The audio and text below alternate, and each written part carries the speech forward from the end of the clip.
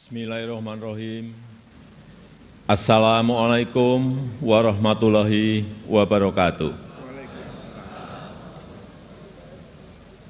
Selamat pagi, salam sejahtera bagi kita semuanya. Shalom, Om Swastiastu, Namo Buddhaya, salam kebajikan.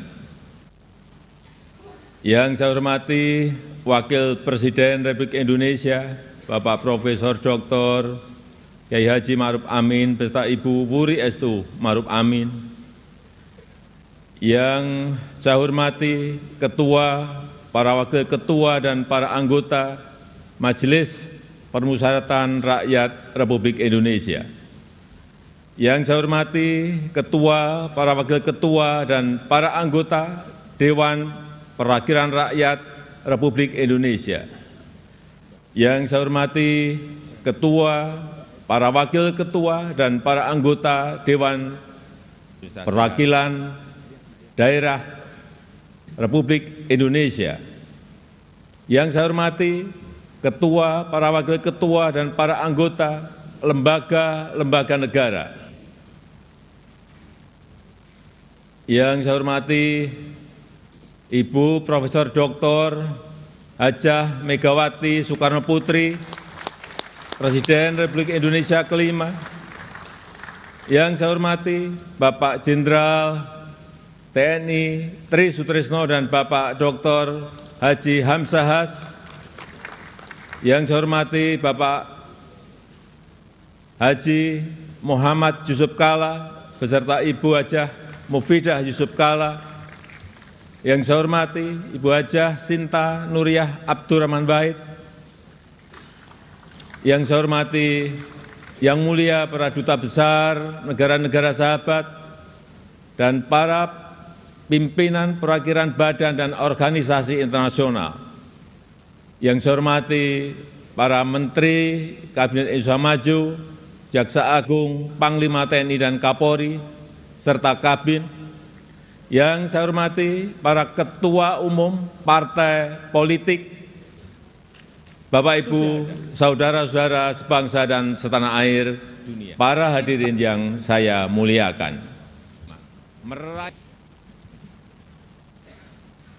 Kita saat ini sudah memasuki tahun politik. Suasana sudah hangat-hangat kuku dan sedang tren ini di kalangan politisi dan parpol. Setiap ditanya capres dan cawapresnya, jawabannya belum ada arahan Pak Lurah. Saya sempat mikir, siapa ini Pak Lurah? Sedikit-sedikit kok Pak Lurah. Belakangan saya tahu yang dimaksud Pak Lurah ternyata saya. Ya, saya jawab saja, saya bukan lurah, saya adalah Presiden Republik Indonesia. Ternyata Pak Lurah itu kode. Tapi perlu saya tegaskan, saya ini bukan ketua umum parpol, bukan ketua umum partai politik, bukan juga ketua koalisi partai. Dan sesuai ketentuan undang-undang, yang menentukan capres dan cawapres itu adalah partai politik dan koalisi partai politik. Jadi saya ingin mengatakan, itu bukan wewenang saya, bukan wewenang Pak Lurah, bukan wewenang Pak Lurah. Sekali lagi, walaupun saya paham ini sudah menjadi nasib seorang presiden untuk dijadikan paten-patenan dalam bahasa Jawa, dijadikan alibi, dijadikan tameng. Bahkan walau kampanye belum mulai, foto saya banyak dipasang di mana-mana. Ya, saya harus ngomong apa adanya. Saya ke provinsi A, ada. Ke kota B, ada. Ke kabupaten C, ada juga. Sampai ke tikungan-tikungan desa saya lihat, ada juga. Tapi bukan foto saya sendirian.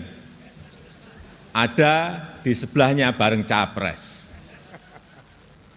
Ya, saya kira menurut saya juga enggak apa-apa, boleh-boleh saja. Bapak Ibu yang saya muliakan, posisi presiden itu tidak senyaman yang dipersepsikan. Ada tanggung jawab besar yang harus diemban, banyak permasalahan rakyat yang harus diselesaikan. Dan dengan adanya media sosial seperti sekarang ini, apapun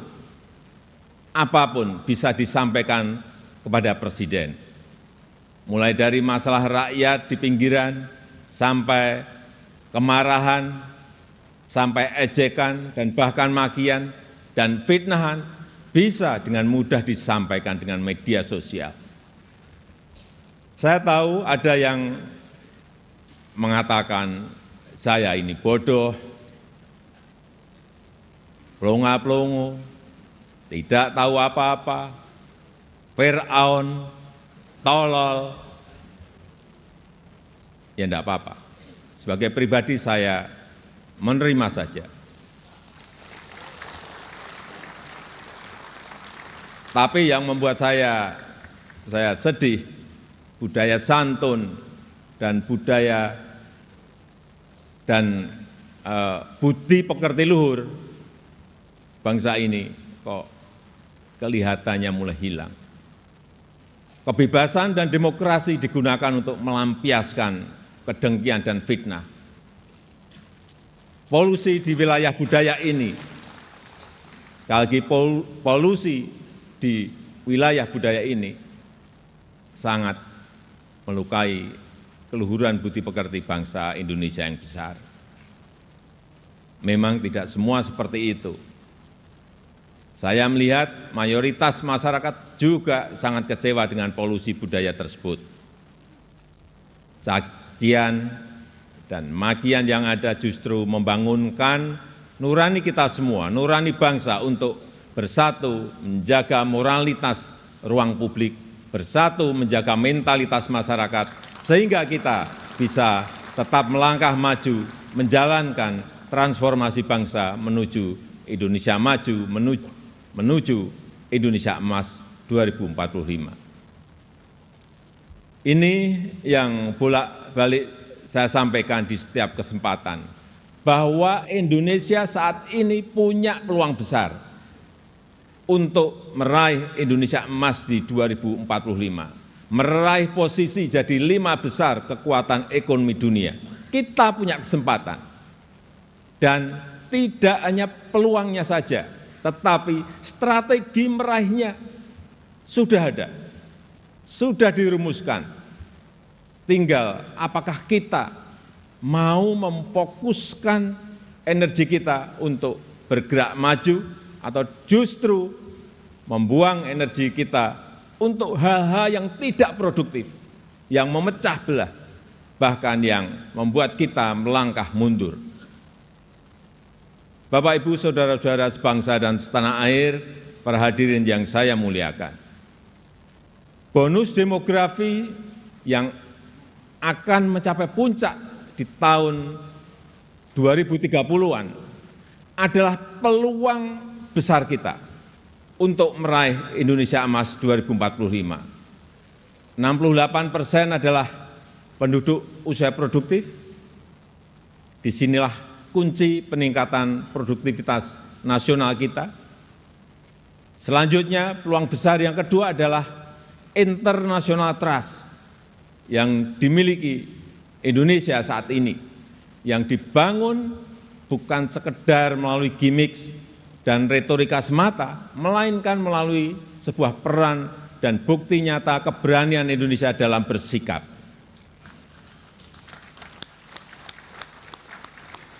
Momentum presidensi Indonesia di G20 keketuaan Indonesia di ASEAN, konsistensi Indonesia dalam menjunjung HAM, kemanusiaan dan kesetaraan, serta kesuksesan Indonesia menghadapi krisis dunia 3 tahun terakhir ini telah mendongkrak dan menempatkan Indonesia kembali dalam peta percaturan dunia.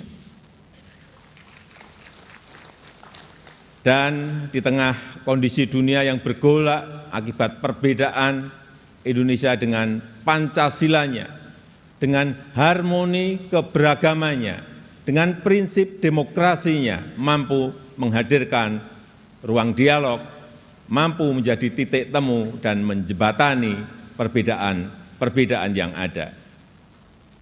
Lembaga think tank Australia, Lowy Institute, menyebut Indonesia sebagai middle power in Asia dengan diplomatic influence yang terus meningkat tajam, dan Indonesia termasuk satu dari 6 negara Asia yang mengalami kenaikan comprehensive power. Tapi kemudian ada yang bilang, memang kenapa dengan international trust yang tinggi, rakyat kan makannya nasi. Bismillahirrahmanirrahim. International trust nggak bisa dimakan. Ya, memang nggak bisa. Sama seperti jalan tol nggak bisa dimakan. Ya memang. Nah, ini contoh menghabiskan energi untuk hal-hal yang tidak produktif. Tapi tidak apa-apa. Saya malah senang, memang harus ada yang begini-begini, supaya lebih berwarna, supaya tidak monoton dunia ini. Bapak Ibu yang saya muliakan, dengan international trust yang tinggi, kredibilitas kita akan lebih diakui. Kedaulatan kita akan lebih dihormati. Suara Indonesia akan lebih didengar, sehingga memudahkan kita dalam setiap bernegosiasi. Peluang tersebut harus mampu kita manfaatkan. Rugi besar kita jika melewatkan kesempatan ini, karena tidak semua negara memilikinya dan belum tentu akan kembali memilikinya. Sehingga strategi pertama untuk memanfaatkan kesempatan ini adalah mempersiapkan sumber daya manusia Indonesia.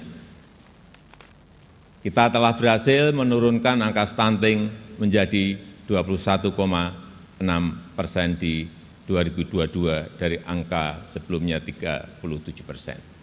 Menaikkan indeks pembangunan manusia menjadi 72,9 di 2022. Menaikkan indeks pemberdayaan gender menjadi 76,5 di tahun 2022. Menyiapkan anggaran perlindungan sosial total kalau dijumlah dari 2015 sampai 2023 sebesar 3.212 triliun, termasuk di dalamnya Kartu Indonesia Sehat, Kartu Indonesia Pintar, KIP Kuliah, PKH, Kartu Sembako, serta perlindungan kepada lansia, penyandang disabilitas, dan kelompok-kelompok rentan lainnya, serta rescaling dan upscaling tenaga kerja melalui Balai Latihan Kerja dan program Kartu Prakerja.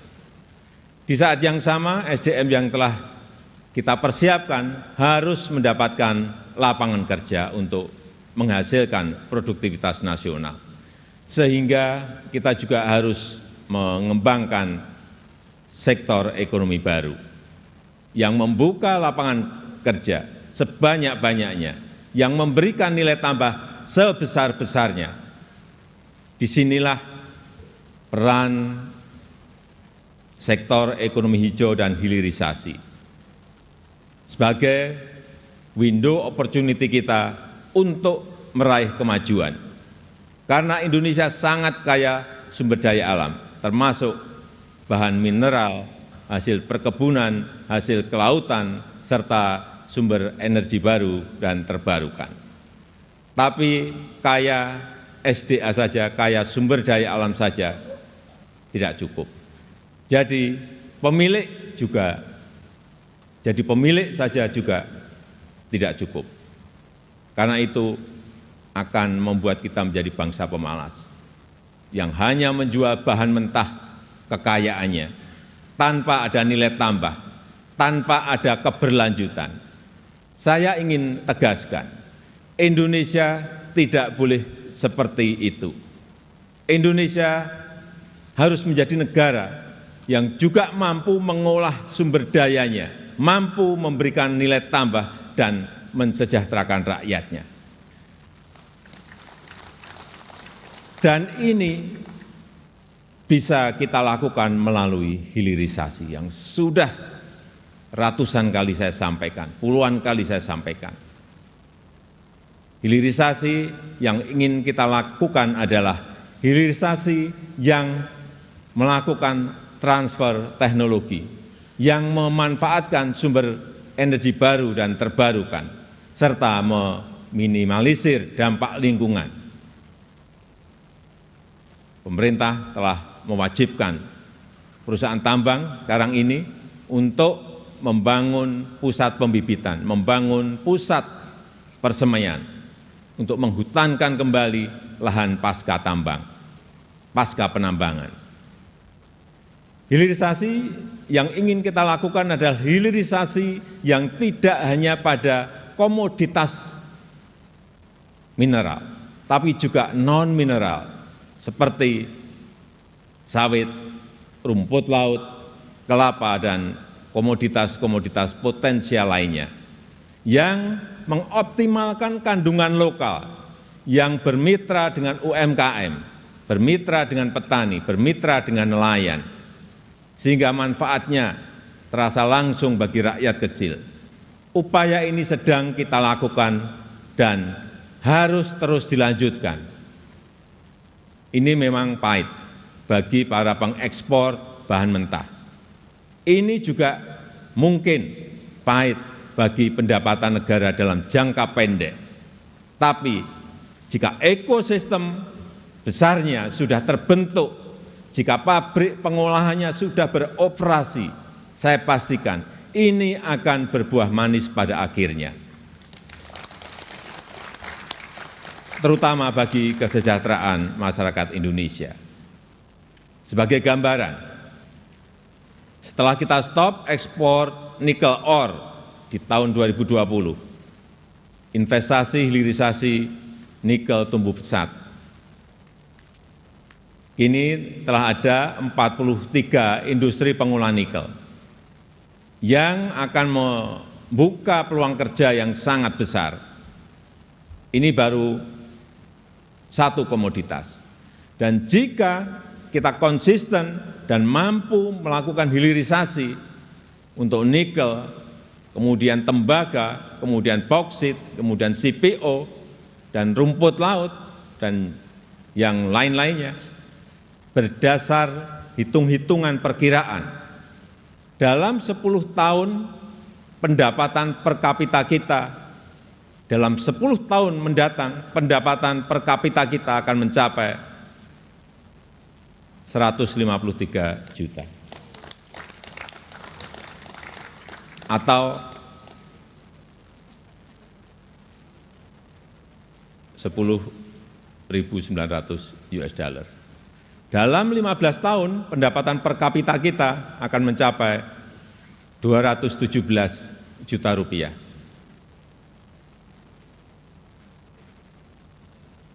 Atau kurang lebih 15.800 US dollar. Dan dalam 22 tahun, pendapatan per kapita kita akan mencapai 331 juta rupiah atau 25.000 US dollar. Sebagai perbandingan, tahun 2022 kemarin kita berada di angka 71 juta rupiah. Artinya, dalam 10 tahun lompatannya bisa 2 kali lipat lebih, di mana fondasi untuk menggapai itu semua sudah kita mulai, pembangunan infrastruktur dan konektivitas yang pada akhirnya menaikkan daya saing kita. Kita tahu berdasarkan International Institute for Management Development, IMD, daya saing kita di tahun 2022 naik dari ranking 44 menjadi 34. Kenaikan ini merupakan kenaikan tertinggi di dunia. Pembangunan dari desa, pembangunan dari pinggiran dan daerah terluar yang pada akhirnya memeratakan ekonomi kita dengan dana desa yang kita gelontorkan total mencapai 539 triliun dari tahun 2015 sampai tahun 2023. Konsistensi reformasi struktural, terutama penyederhanaan regulasi, kemudahan perizinan, kepastian hukum, dan pencegahan korupsi, semua itu menjadi modalitas kita untuk meraih kemajuan. Oleh sebab itu, saya berulang kali menyampaikan kepemimpinan ke depan sangat menentukan masa depan Indonesia. Ini bukan tentang siapa yang jadi presidennya. Bukan itu. Tapi apakah sanggup atau tidak untuk bekerja sesuai dengan apa yang sudah kita mulai saat ini. Apakah berani atau tidak, mampu konsisten atau tidak. Karena yang dibutuhkan itu adalah nafas yang panjang. Karena kita tidak sedang jalan-jalan sore, kita juga tidak sedang lari sprint. Tapi yang kita lakukan harusnya adalah lari maraton untuk mencapai Indonesia emas. Bapak Ibu yang saya muliakan, tantangan ke depan tidaklah mudah. Pilihan kebijakan akan semakin sulit, sehingga dibutuhkan keberanian, dibutuhkan kepercayaan untuk mengambil keputusan yang sulit dan keputusan yang tidak populer. Oleh sebab itu, menurut saya, pemimpin itu harus punya public trust, karena kepercayaan adalah salah satu faktor penentu bisa berjalan atau tidaknya suatu kebijakan, bisa diikuti atau tidaknya sebuah keputusan. Ini adalah modal politik dalam memimpin sebuah bangsa besar seperti Indonesia. Selain itu, seorang pemimpin juga membutuhkan dukungan dan kerjasama dari seluruh komponen bangsa. Oleh sebab itu, saya ingin mengucapkan terima kasih kepada pimpinan lembaga tinggi negara, para ulama, para tokoh agama, para tokoh masyarakat, dan para pemimpin adat, kepada guru, budayawan, tenaga kesehatan, dan awak media, kepada partai politik, politisi, aparat pemerintah dan TNI Polri, serta kepada seluruh lapisan masyarakat yang telah memberikan dukungan selama ini. Saya juga menghargai upaya MPR dalam memperkokoh fondasi kebangsaan, meningkatkan pemahaman ideologi bangsa, mengkaji substansi dan bentuk hukum pokok haluan negara, serta menguatkan kerjasama internasional untuk berkontribusi pada pemecahan persoalan global. Dukungan DPR juga sangat luar biasa besar dalam mendukung reformasi struktural, mendukung upaya perbaikan tata kelola pemerintahan, menghindari penyelewengan pengelolaan keuangan negara, dan mempersiapkan pelaksanaan pemilu serentak tahun 2024. DPD sesuai dengan kewenangannya juga telah aktif menyerap aspirasi masyarakat daerah, berperan dalam penyusunan beberapa RUU, dan juga melakukan telaah terhadap sistem tata negara kita. Kontribusi BPK juga sangat signifikan dalam mendorong pertanggungjawaban anggaran serta perbaikan berkelanjutan program prioritas nasional. Upaya MA, Mahkamah Agung dalam menciptakan keadilan patut diapresiasi melalui peningkatan transparansi peradilan, pengembangan sistem peradilan berbasis elektronik, serta percepatan proses penanganan perkara dengan biaya murah. MK, Mahkamah Konstitusi juga terbukti semakin cepat dalam menyelesaikan perkara, transparansi dalam proses persidangannya, dan mempermudah pelayanan para pencari keadilan. KY, Komisi Yudisial, terus aktif melakukan advokasi, pelatihan, dan investigasi, menjatuhkan sanksi tegas terhadap hakim yang melanggar untuk menegakkan kehormatan, keluhuran, martabat, dan perilaku hakim. Selain itu, saya juga mengucapkan terima kasih kepada Bank Indonesia, OJK, LPS, KPK, Ombudsman, KPU, Bawaslu, Komnas HAM, dan lembaga-lembaga nasional lainnya yang telah berkontribusi sesuai peran dan kewenangannya. Semoga Allah SWT, Tuhan Yang Maha Esa, senantiasa mempermudah upaya kita dalam meraih Indonesia maju yang kita cita-citakan. Marilah kita bersatu padu, terus melaju untuk Indonesia maju. Dirgahayu Republik Indonesia, Dirgahayu Negeri Pancasila, merdeka! Merdeka! Merdeka! Terima kasih. Wassalamualaikum warahmatullahi wabarakatuh. Om Santi Santi Santi Om. Namo Buddhaya. Untuk informasi, yang saya pakai ini adalah baju adat dari Tanimbar ke Provinsi Maluku.